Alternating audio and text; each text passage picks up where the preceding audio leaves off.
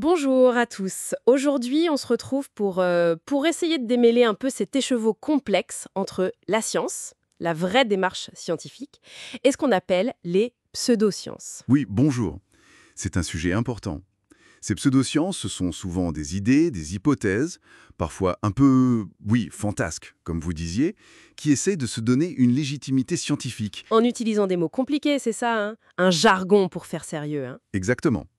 Elles empruntent le vocabulaire de la science, mais, comme le soulignent certaines sources, les bases ne sont pas là.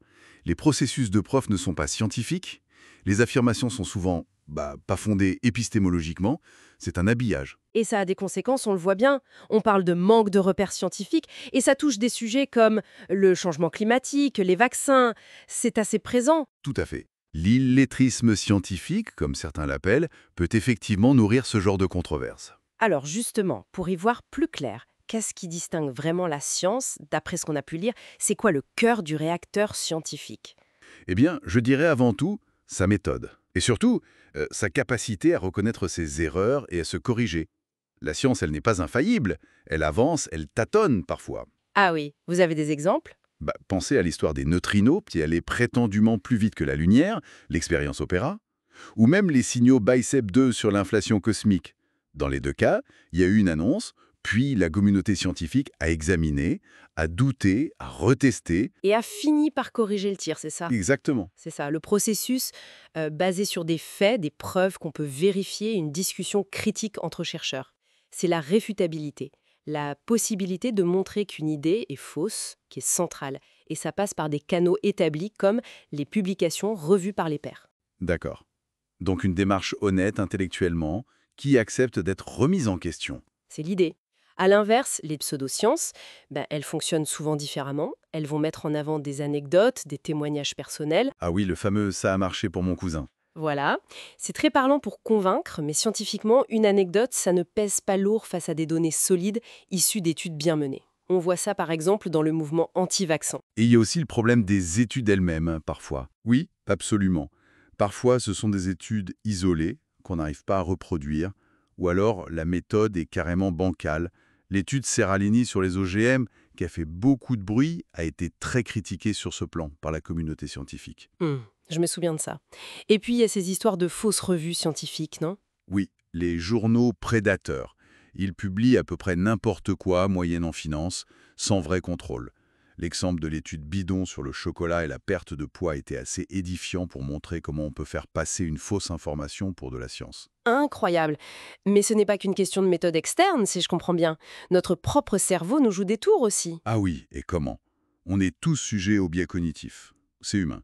Le plus connu, c'est sans doute le biais de confirmation. C'est-à-dire? Ben, cette tendance qu'on a tous à chercher et à mieux retenir les informations qui confirment ce qu'on pense déjà, et à ignorer un peu celles qui nous contredisent, Ah oui, ça nous arrange bien en fait. forcément. Et il y a aussi l'illusion de causalité. Voir un lien de cause à effet là où il n'y a qu'une coïncidence. Comme pour certaines médecines alternatives. Si on en prend souvent et qu'on va mieux naturellement, on peut croire que c'est grâce à ça. Exactement. Même si les études sérieuses ne montrent pas d'effet au-delà du placebo. La répétition crée l'illusion d'un lien. Et puis, il y a aussi, plus subtilement, la pensée téléologique. La quoi? Téléologique. C'est la tendance à chercher un but, une intention derrière les phénomènes naturels.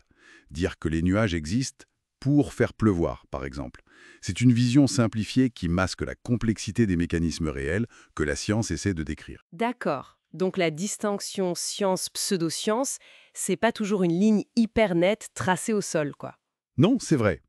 Les sociologues parlent même de «travail de frontière» pour décrire comment cette distinction se construit et se négocie. Mais il y a des indices. Par exemple, à qui on fait appel comme autorité? Hmm. C'est-à-dire? Ben, le consensus scientifique, ça se construit lentement, par l'accumulation de preuves, de débats entre experts du domaine. Alors que les pseudosciences vont souvent évoquer de fausses autorités. Une célébrité, ou même un médecin, qui parle d'un sujet qui n'est pas du tout sa spécialité de recherche. Ah oui, le médecin anti-vaccin qui n'a jamais publié une étude sur les vaccins, par exemple. Voilà. Ou alors il y a cette tactique de déplacer les poteaux, comme on dit. Déplacer les poteaux? Oui. Quand une affirmation précise est réfutée par la science, par exemple, le lien entre le thymérosal des vaccins et l'autisme, qui a été complètement écartée, hop, on sort une nouvelle affirmation, souvent plus vague, plus difficile à tester. On change les règles du jeu en cours de route. D'accord.